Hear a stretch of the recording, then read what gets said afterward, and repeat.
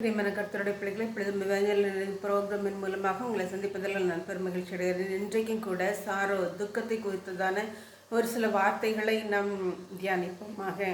துக்கத்தினால் என் கண்ணும் என் ஆத்மாவும் என் வயிறும் கூட கருகி போயிற்று என்று சங்கீதம் 31:9 கூறப்பட்டுள்ளது.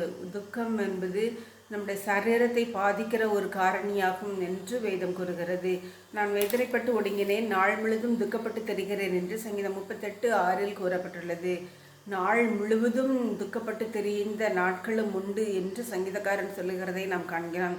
மட்டுமல்ல, உம்முடைய வேதம் என் மனமகிழ்ச்சியை இராதிருந்தால் நான் என் துக்கத்திலே அழைந்து போயிருப்பேன் என்று சங்கீதம் 119:92 கூறப்பட்டுள்ளது. எனவே துக்கத்திலிருந்து மேற்கொண்டு வருகிறதற்கு ஒரு காரணம் கர்த்தருடைய வேதமாகும். கர்த்தருடைய வேதத்தை நாம் அதிகமாக வாசித்து தியானிக்கும் போது துக்கத்திலிருந்து வெளியே வரலாம் என்று அறிவோமாக. நகைப்பிலும் மனதுக்கு துக்கம் உண்டு, அந்த மகிழ்ச்சியின் முடிவு சஞ்சலம் என்று நீதிமொழிகள் 14:13 கூறப்பட்டுள்ளது.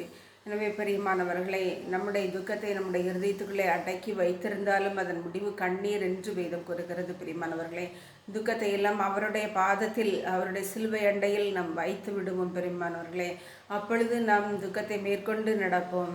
மனமகிழ்ச்சி முகமலர்ச்சியை தரும், மனோ துக்கத்தினால ஆவியும் முறிந்து போம் என்று நீதிமொழிகள் 15:13 கூறப்பட்டுள்ளது. மனமகிழ்ச்சி முகம் மலர்ச்சியை தரும், மன துக்கத்தினால ஆவி முறிந்து போகும் என்று வேதம் கூறுகிறது. எனவே மன துக்கத்தை நம்மை விட்டு எடுத்து போட்டு அவருடைய நாமத்தை மகிமைப்படுத்தி அவருடைய நாமத்தை உயர்த்தும் போது நம்முடைய துக்கம் நம்மை விட்டு எடுபட்டு போகும் என்று நாம் அறிகிறோம். எனவே பிரியமானவர்களை, நாம் ஜெபித்து வேதத்தை அதிகமாய் தியானித்து துக்கத்தை மேற்கொள்வோமாக.